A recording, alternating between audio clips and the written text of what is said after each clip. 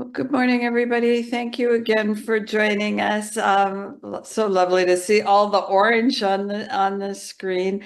I do understand that there was a meeting called for superintendents this morning, so I know that as we move along, we'll start to see more people join.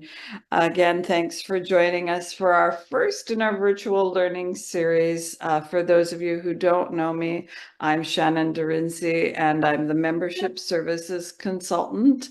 And I am coming to you today from my home office in the traditional and unceded territories of the Katzie First Nation and the Kwantlen First Nation. And before we begin, I'd just quickly like to also introduce Gino Bondi to you, who I know you all know, CEO of BCSSA, and Alicia Campbell, who is the event coordinator for BCSSA. And between her and I, we will monitor the chat and the hands up for questions. And Chris has given a little bit of time at the end of the session so that we'll try to address any of your questions at that time. And I'm so appreciative to Chris Kennedy for agreeing to do the September session, knowing how busy September is for all of you. So thank you so much. And Chris comes to us from West Vancouver. He's the superintendent there, and really has an expertise in the area of technology. And he's going to share with us some promising approaches to using SI. Really excited to hear about that. He has indicated that he will share his slide deck with you. So he will send that to Alicia after the session, and she will send it out to you. So thank you for that. And I'm going to turn it over to Chris. Thanks so much, Chris. All right. Good morning, Shannon. Am I good? I'm on screen. Yes, Slides you are. Yeah. Awesome. Thanks, everyone. And so, yeah, for the next hour, I'm here with a couple colleagues of mine, and we're going to share at least what we've been thinking about in West Vancouver around generative AI, and also hopefully a bunch of resources. And so, no matter where you are on the AI journey, maybe some things that you can use as you introduce it to your schools or school districts. And as Shannon said, I'm happy to share the slide deck, and then there's a number of links and resources I'll be talking about today. And you can follow up directly with me afterwards, but I'll also share these with BCSSA to push out to the group.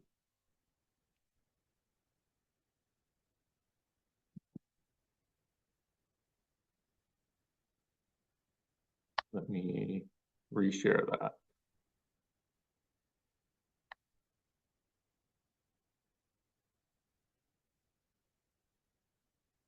All right, there. It is obviously a special day, is Orange Shirt Day for so many of us in our districts, and I'll acknowledge that I'm coming to you from the traditional lands of the Squamish Nation here in West Vancouver, and invite others who want to add to the chat maybe now on where you're coming from for this morning's presentation. A little more on who's with you here today. I'm going to open us up and talk a little bit about what is AI, and probably lots of us on this call already have a sense of that. But again, maybe some resources that you could use as you introduce it to others. And then I will talk a little bit about on the high level what we're trying to do in the school district around generative AI this year. Turn it over to Carrie Wilson, who's our district vice principal, and she'll talk teaching and learning and with Gen AI and some of the tools that we're using. And then over to Megan Ruffley, who's a elementary school teacher in West Vancouver, and just how she's using it in her classroom. So, of course, AI is not really new, and a lot of us think it is, maybe because of the last couple of years in ChatGPT in the last 24 months. But really, it goes back 60, 70 years we've been using AI, and there are this idea of these three types of AI. So reactive, and many of us might have had a Roomba at some point over the last 20 years. Sort of that type. And then we become very familiar with predictive AI. Whenever we're on Netflix and it recommends 3 other shows that we might want to watch, well, that's AI at work too. But what we're really talking about now is this generative AI, and that's the piece that is what's created this disruption, I think, in the last 24 months, especially this large language model and ChatGPT. So a little bit just about what is AI.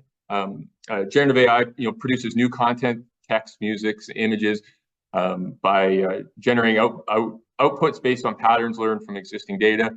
Of course, though, if you listen to some of the experts, they would even say they're not exactly sure how it all works, those that are in the backside of the AI right now. And so I know that creates anxiety amongst some about just how this is being created and just how quickly it is learning and moving forward.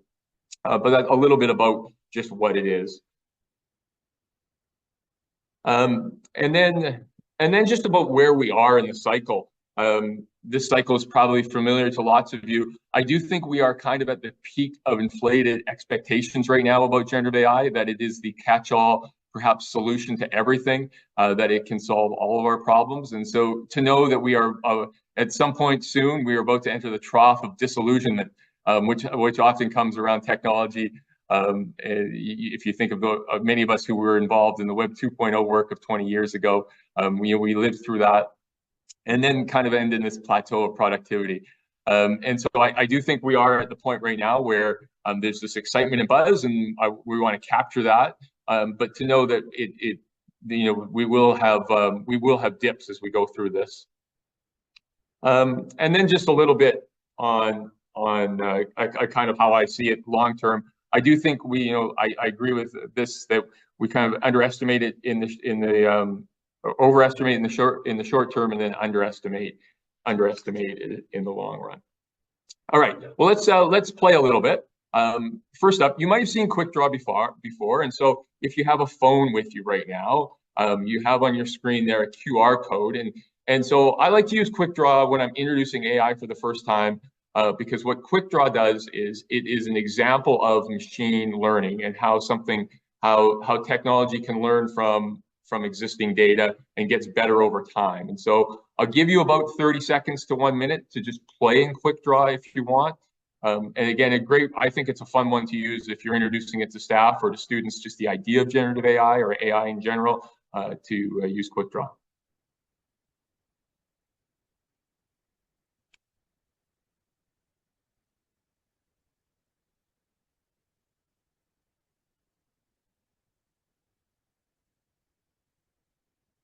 If we were in person, you would be able to see my embarrassingly poor drawings of windmills and trees and dogs and everything else it asks me to draw within 20 seconds.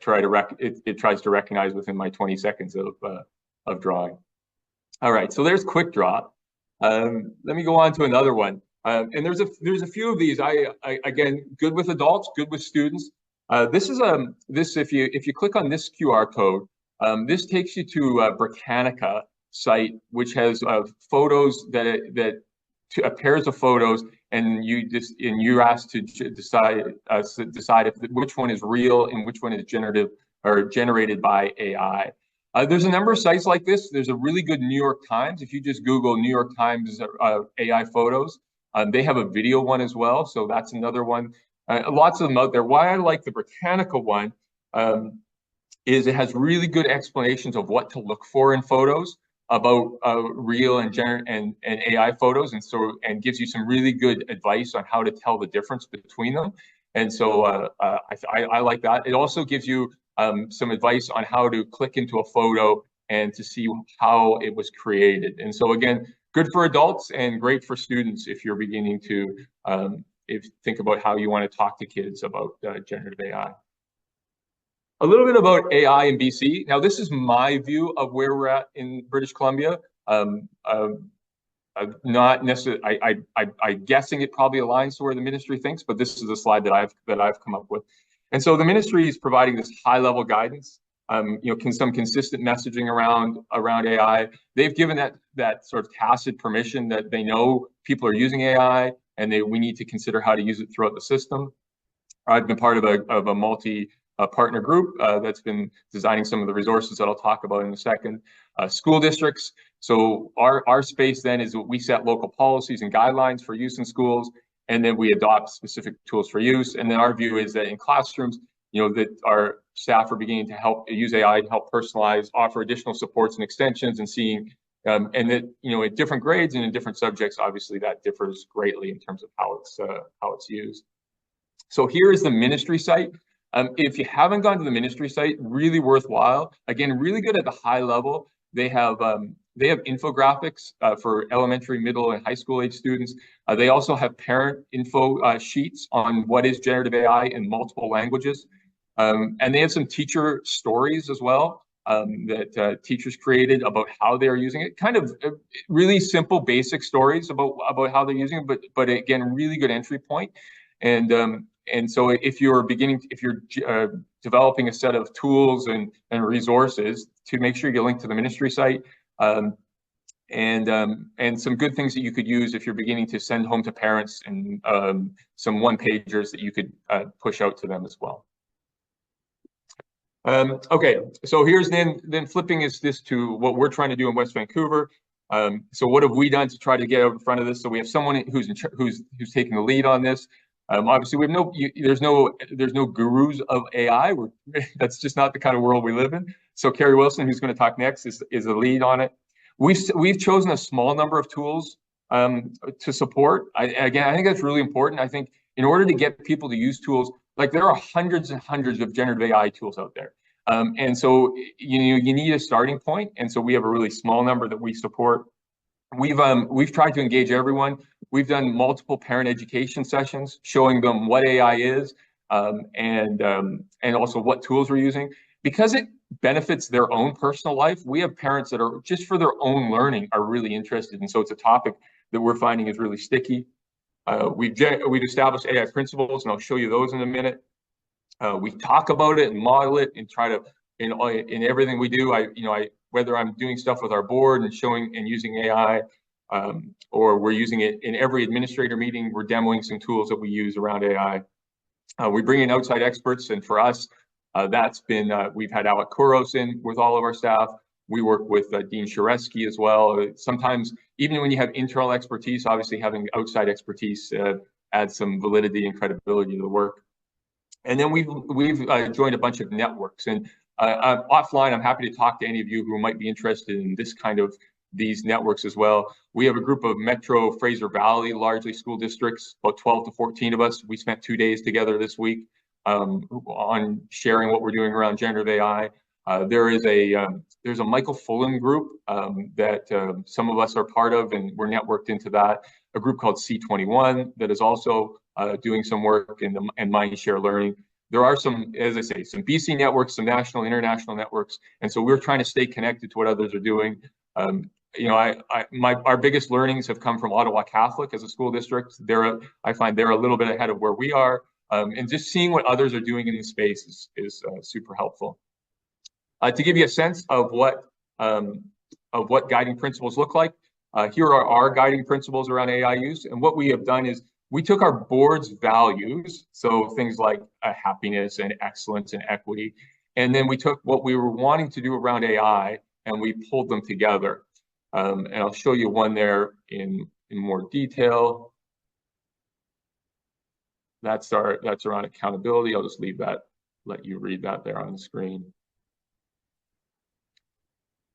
Just process around that. So a small group of us designed that. We took it out to I took it to our board.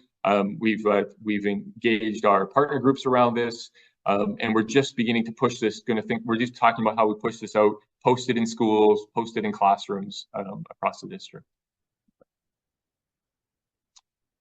And then sort of just how do we view AI adoption? So what we're trying to do is, if you get people to use it for their personal life, then you get to use it for their professional life, then they'll use it with students, and then they'll be comfortable with students using it independently. And so I'll often do things about helping, how do you plan a trip using generative AI? How do you create a recipe? Those kind of things to help get people to think about how they could get comfortable with the tools. Then we think about how they could use it to support them professionally, how this could save people time. The efficiency is obviously is what people are often really curious about. And then with students about how they could design assignments. So maybe that they create a conversation with a historical figure using generative AI. And then what we have is then some students who are building their own chatbots, which is kind of cool. And on the, as we extend this out, how do we have kids who are building their own AI tools? It is for everybody. I've talked to our trustees and the work that we do in governance. around communication. So speeches we give and letters we write, we get supported through generative AI, Pro-D, board policies. Like we were updating a policy. I uploaded our current policy and 6 other districts and got AI to find similarities and differences and what others had that we didn't have. A huge time saver. Some pieces around strategic plan as well. On the business operation side, obviously huge opportunities around HR support, data analysis, vendor management. We've talked about teachers and students, and then I think, as I said, parents in the community find this engaging because not only is it good for kids and learning, they are learning tips and tricks that can help them in their own lives. A little bit on what I use.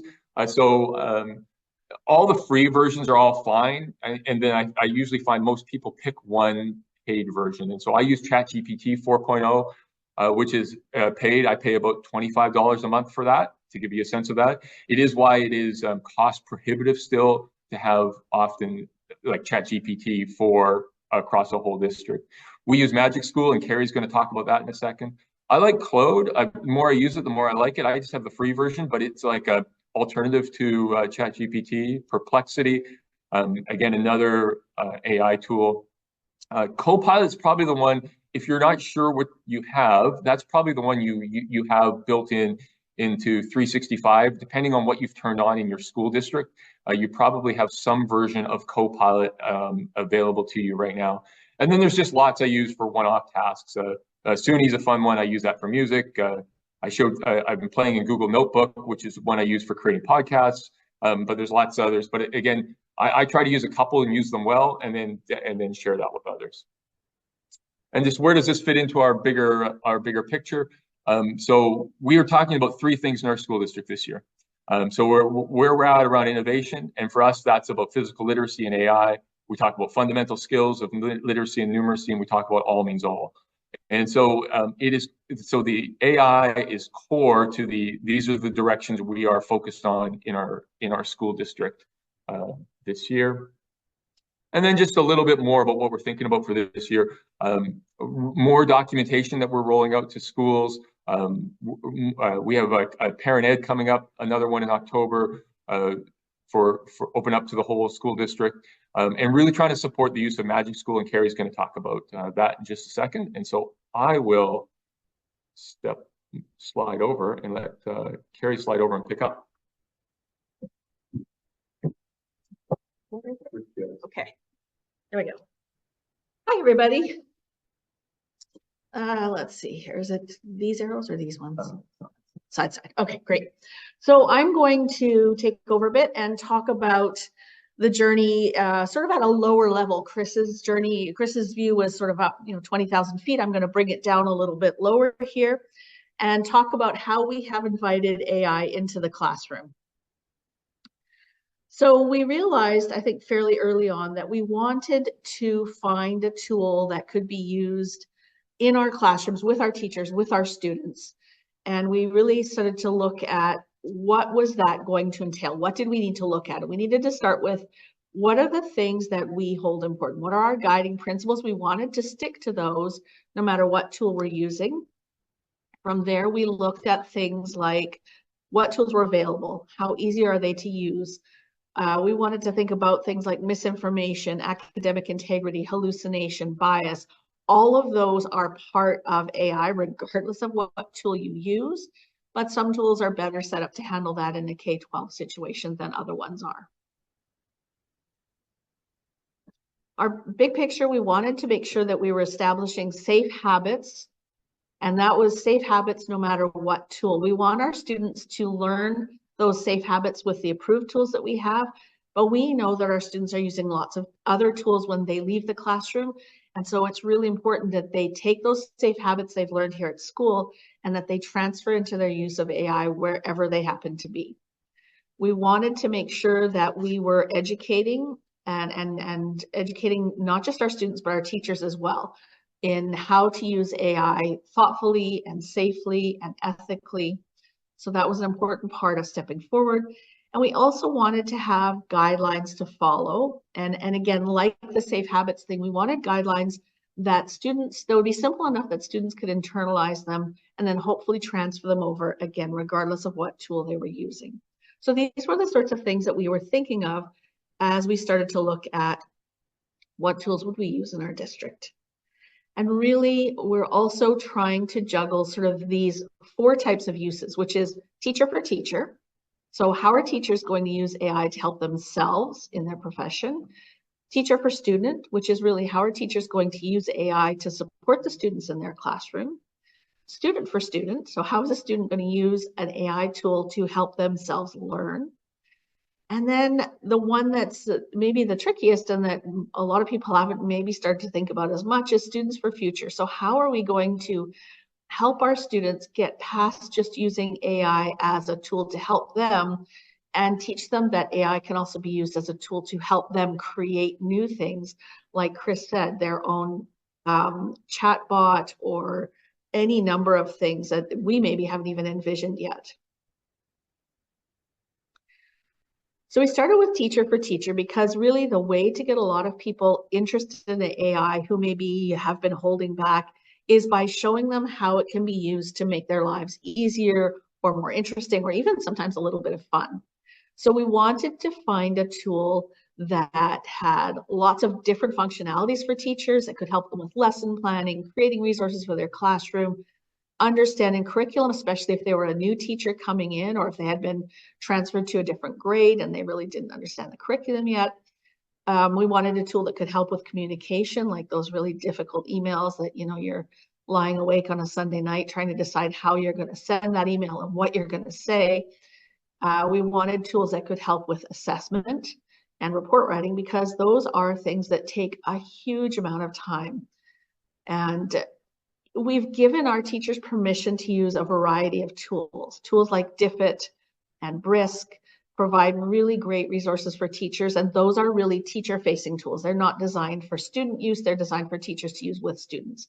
And what we've said to our teachers is use your professional judgment, make sure you are following the guidelines we have, such as protecting privacy, not putting personal information into tools. And so we have teachers using, like Chris, ChatGPT, lots of us use ChatGPT 4, Claude, Perplexity, all of those ones that Chris mentioned, and then other ones that are designed for education, like DFIT, like Brisk. If you haven't ever had a chance to look at those tools, they're really worth having a look at. So we also wanted to find a tool that allowed teachers to make things easier when working with their students. Teachers spend a huge amount of time prepping lessons, assessing lessons, analyzing whether or not the lesson went well. We wanted tools that could help teachers with differentiation for the different students in their class, with translation. That's a big thing for a lot of our schools. We have a lot of students that come in that don't speak English as a first language. And it's really great to be able to translate something for a child or for a parent. We wanted tools that could help give student feedback, give them alternative explanations for things.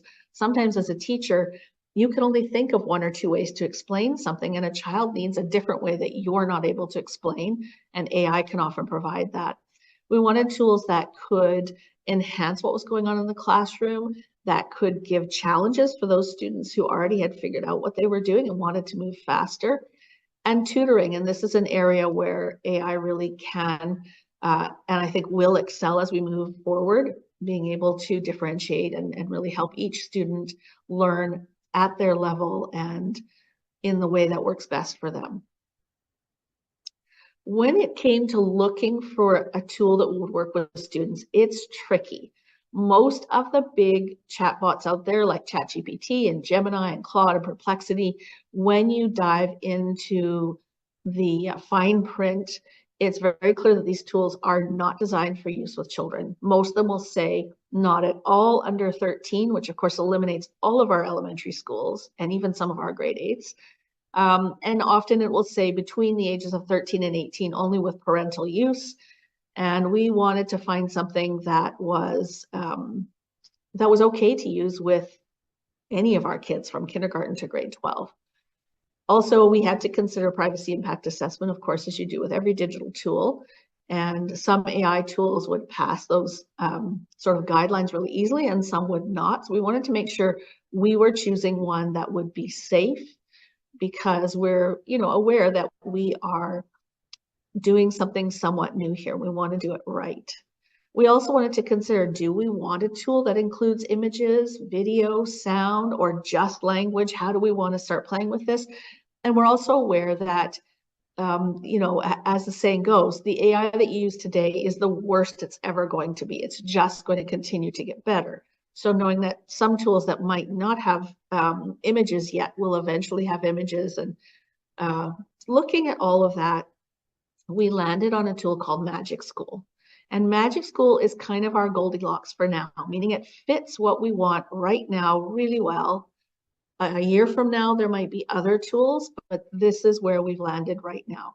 Magic School is, if you've never looked at it before, Magic School AI is a tool that was started by a teacher in Colorado.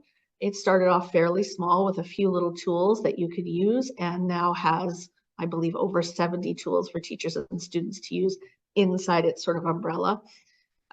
It is set up, it does use OpenAI and pull from things like ChatGPT-4 and other chatbots, but they've set it up with really strong safety gates around it so that it is safe to use in a K-12 setting. Kids and I have tried to break it to ask it to do things that they shouldn't be learning about, and it's really good about just sort of redirecting them and saying, oh, that's interesting, but this is not something we're going to talk about today. It also, one of the things I really like about it is it doesn't do the work for the students. It will help them with the work, but it doesn't just flat out do it for them. And that's kind of a nice comfort level for teachers. I think teachers are really worried that kids are going to use generative AI to just do the work for them.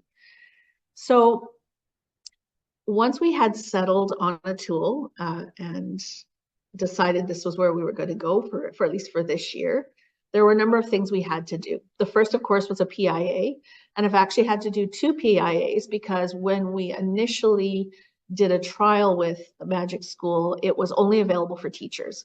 And so that initial PIA was done just looking at teachers using it.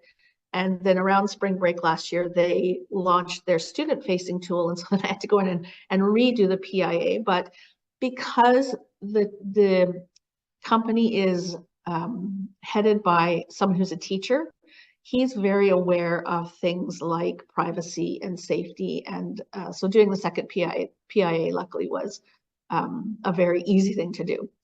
We wanted to create guidance, sort of guidance language around using AI, as I said before, and we wanted it to be something that would work with Magic School, but something that was also open enough and flexible enough that it could work with the tools that we might be using moving forward. With every digital tool that we have, we create best use or best practice instructions for teachers to sort of guide them in setting up their classroom and using the tool and using it with students. So we created that.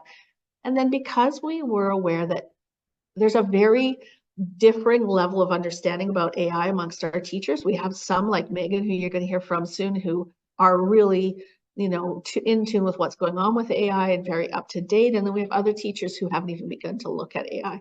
So because of that, we wanted to make sure that all of the students across the district had the same information about how to be safe online when using AI. So we created a video. It's about 5 minutes long. I'm not going to share it with you right now, but Chris will put that in the resources that we send out. And the video is something that teachers are supposed to share with students before they start using AI. And actually, I was in Megan's room yesterday as she was launching AI with her students, and they were just finishing up watching the video. And the video just goes over things like, don't put your name into an AI tool.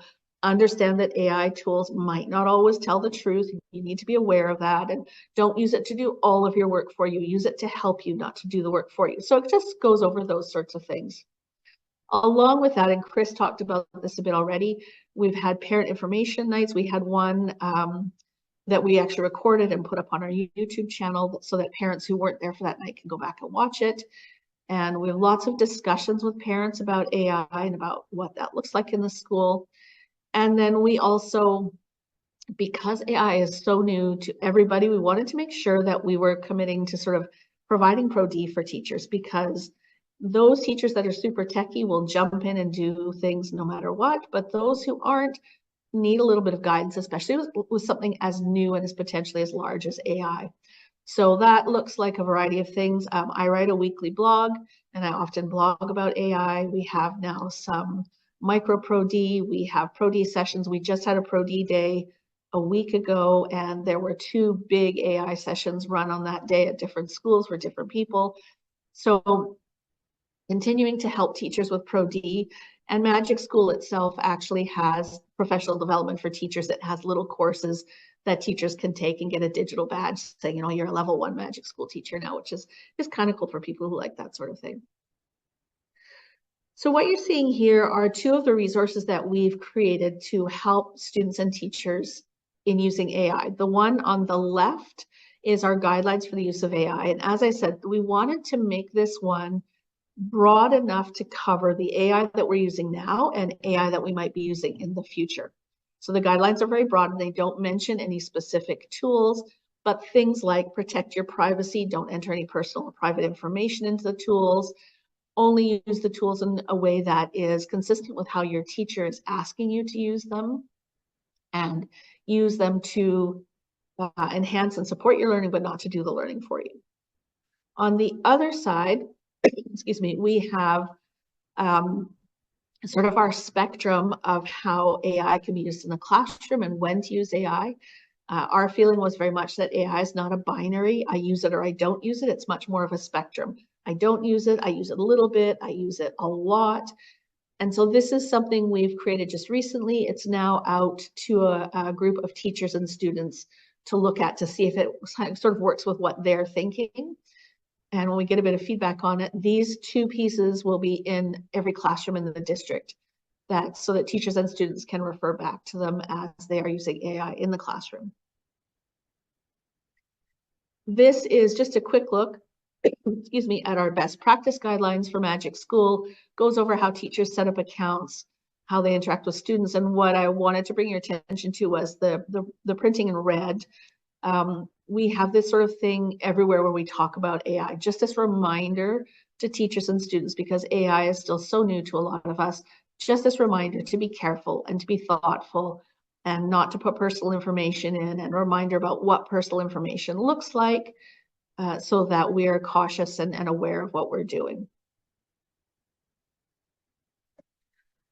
So a little bit about that last topic I talked about, which was, you know, where we're going from here and how we're equipping students to move into a future where AI is going to be infiltrating everything we do and in every sort of corner of our lives.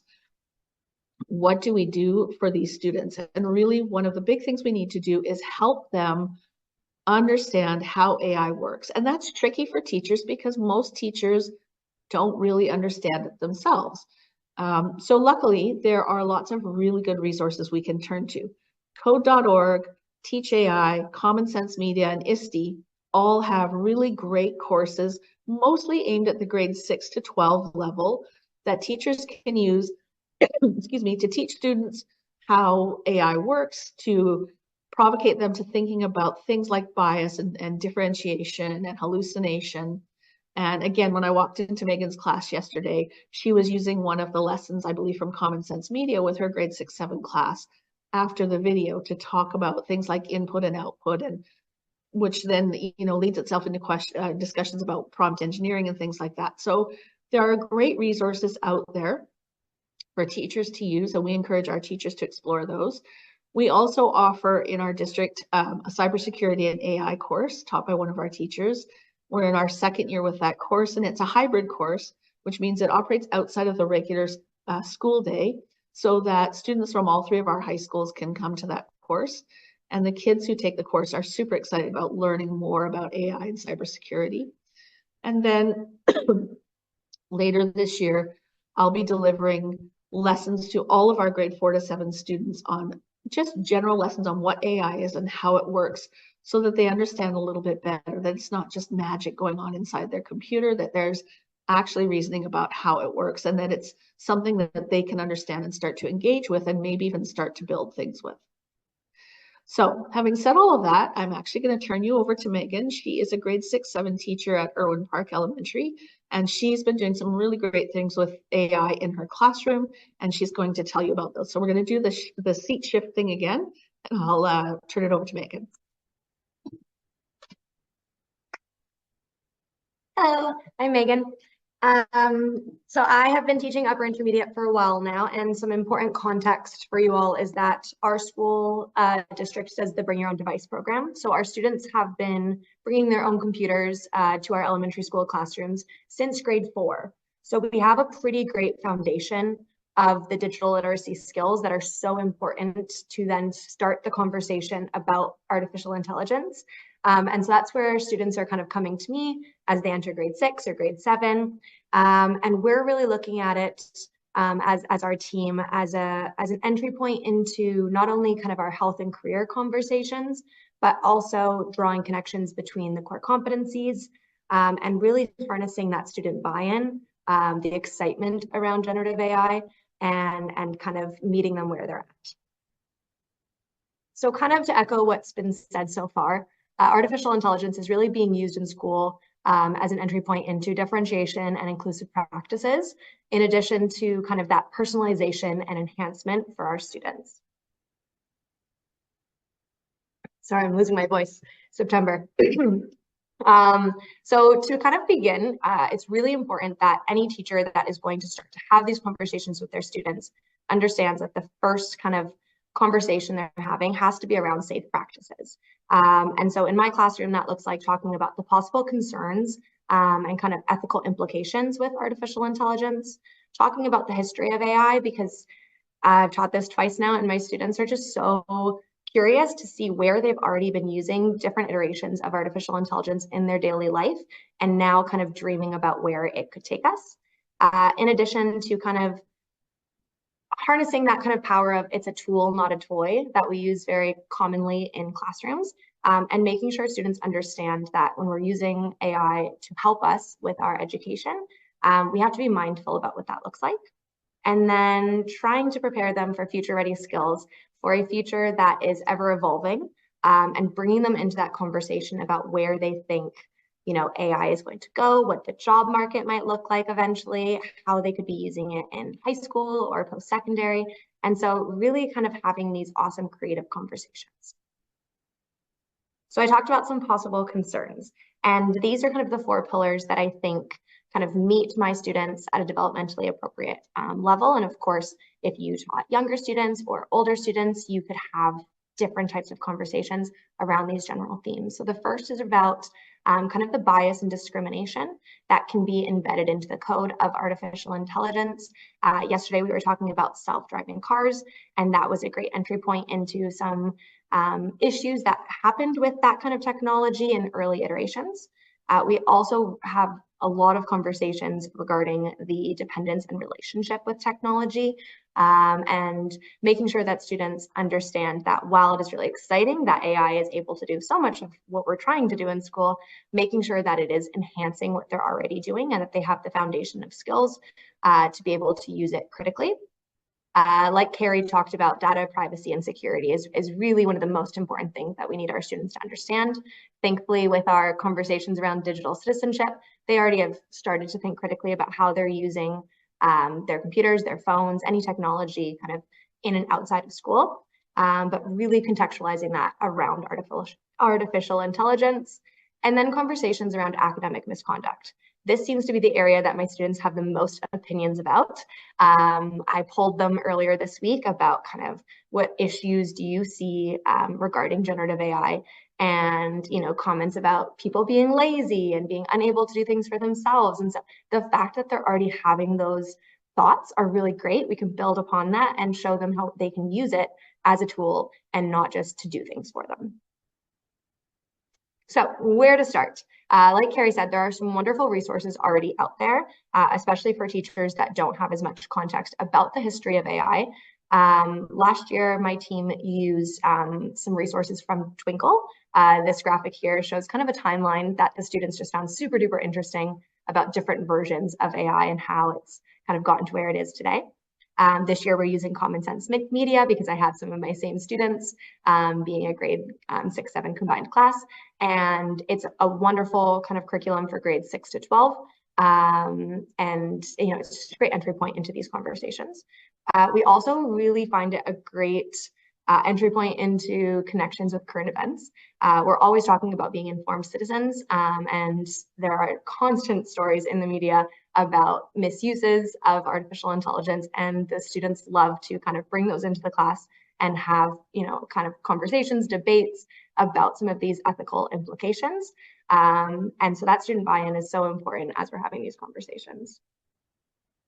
So when we think about the differentiation piece, I wanted to draw your attention to a few of the Magic School tools that I use behind the scenes as a teacher.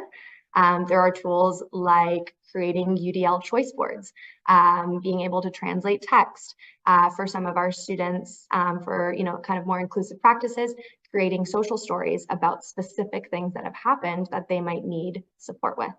There are behavior intervention plans, there's scaffolding of assignments. There are so many tools that teachers could start using right away to have everything kind of in one place, which is a huge time saver as a teacher, but also to just increase the inclusion in their classrooms, which obviously all teachers have at kind of the forefront of their practice. And then the exciting part is the student enhancement. So like Carrie said, it was just around term 3 last year that we were able to bring this to our students. Last year, because we had such a foundation of kind of understanding how artificial intelligence worked, we were able to kind of jump right into one of my favorite tools, which is the writing feedback tool. Behind the scenes as the teacher, I'm able to feed in the rubric and assessment criteria that I'm using for a specific assignment, and then assign the students that writing feedback tool that they can then kind of pick and choose what type of feedback they're looking for. So some students were looking for their voice coming through, for their use of transition words, for their grammar or punctuation. So there's still some choice involved in what they're looking for. And then that kind of reflective practice was kind of the second part of it. So students would copy and paste the feedback that they received from Magic Student into their original assignment, and then rewrite or kind of copy and paste their original piece of work, highlighting any changes that they made based on the feedback. And it brought in some really great conversations around, do you like the feedback that it gave you? Was this helpful? Would you find it more beneficial to do, you know, peer editing like we traditionally do in the classroom? And so kind of building upon that and then being able to take their writing to such a next level is very exciting. Being kind of early in the year, yesterday, as Carrie was talking about, we were playing around with some of the more fun tools that Magic Student has to offer. So students were able to play around with their joke creator bot. They were able to look for book recommendations. And then my kind of goal for the lesson was having them kind of identify what data did that AI need to create the output. So we were looking at kind of how AI is created based on our common sense lesson. And so it was an awesome application of the conversations we were having in the classroom. Finally, the last kind of important piece of the puzzle is considering the future ready skills. We've talked a little bit about prompting kind of AI today. This is an acronym that I learned from Dr. Halima Alabi at UBC while I was doing the Masters of Educational Technology, and it's specify. So you could really go deep into each one of these kind of words or phrases to talk to students about prompting. But I kind of relate it back to my education when we talked about like, how do you Google well? How do you kind of harness the power of a search engine to, you know, find what you need? Prompting is the modern version of that. And so there are lots of different acronyms depending on kind of the age and stage of your students. But this is one that has been great at the grade 6-7 level. And it just really helps them kind of consider how they're engaging with chatbots to get the most out of the technology. We also need to be very mindful of navigating misinformation. And so talking about kind of how do we try to figure out if something is, you know, created by AI or manipulated through AI, and having those conversations, kind of the critical thinking competency really, you know, kind of fires up right there. And then time management, thinking about being efficient in their lives, in their schooling, in their future, and how AI might be able to kind of to help with that. So that's what I have for us today. I think we'll be kind of transitioning into our question and answer period. Hopefully that kind of teacher context was helpful, and thanks so much for letting me be a part of this.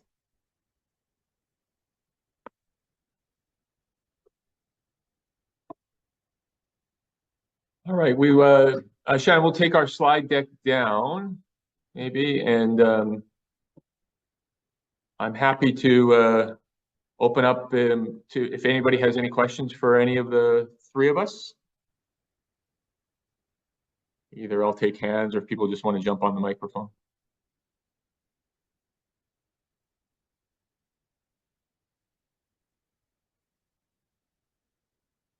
Yeah, Trent, I will have that slide deck for you. I might even be able to pull it for you now.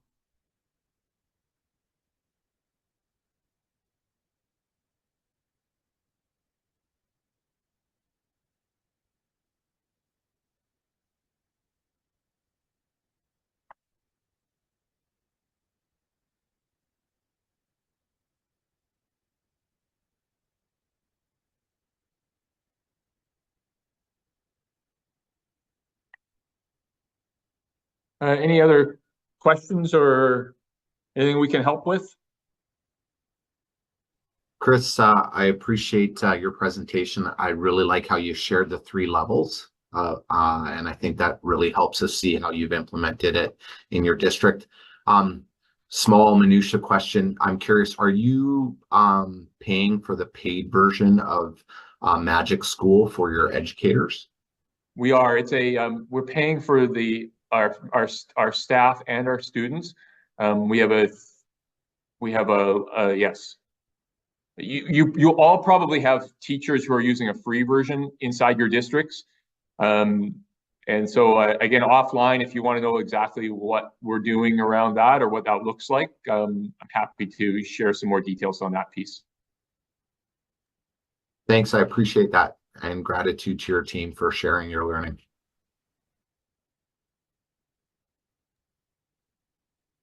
Hi, Chris. Josh Vance here from School District 22. Just a quick question. Thank you again for sharing your learning today. I'm just curious about if maybe you could talk about your decision to go with ChatGPT-4 rather than the Copilot version, and what sort of made you go that direction? Thanks. Yeah, Josh. Maybe I use ChatGPT-4 personally, but as I would think organizationally, I think we would use Copilot because that's built in because we're a Microsoft. Either we'd use Copilot or Gemini. Gemini is the Google product. We use Google for students, but we use on our business side we use Microsoft. There's some interesting potential around Copilot, just in its ability to connect into all of our other three Microsoft products and be able to pull from there. And you just think of all the stuff that we have within Microsoft now, and if we could integrate that into our AI systems. But Copilot is, again, I think cost prohibitive for districts to roll out system-wide, at least right now, if you want the full-fledged paid version, the enterprise version.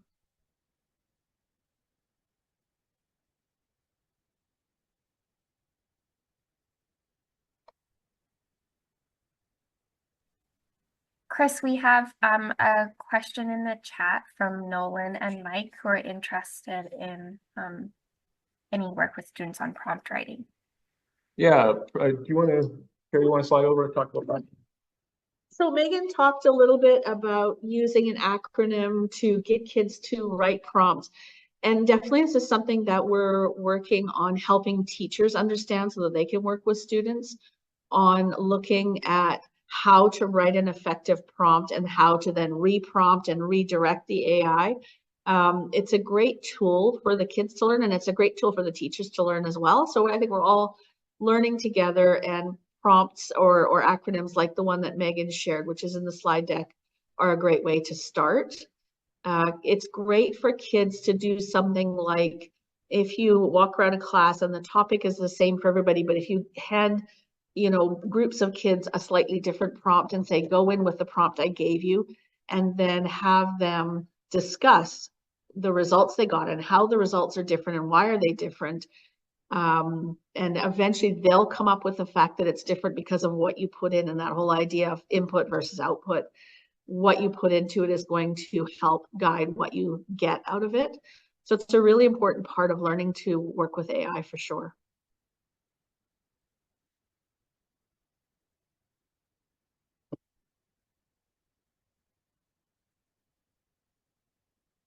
Other questions or that folks have?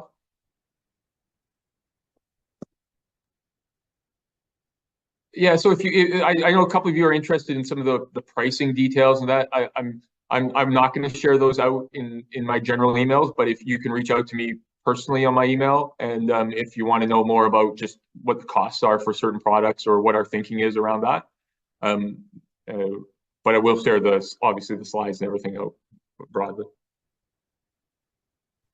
Thank you. Thank you to everybody. And again, I would really like to say thank you to Chris and to Carrie and to Megan. Really, it was so impressive and so exciting to see it, how it's really operationalized down at the classroom level, and how you're educating your parents on the use of it. So really exciting to see the stuff that happened. Just made me think when I was in San Francisco over the summer, and I don't know how many of you were there, but Uber is completely self-driving vehicles now. And so we're really starting to see EI in our daily lives. And so how we can bring it into our schools and our classrooms in a really meaningful way. This was so useful. So thank you so much to the three of you for the presentation. Thank you to all of you for attending. Our next session is on October 11th, and that is being hosted by Peter Yori, and he is doing it on observable impact planning models. So thanks again to everybody for coming, and thanks once again to Chris. Thanks everybody, and have a good rest of your day, and enjoy the weekend.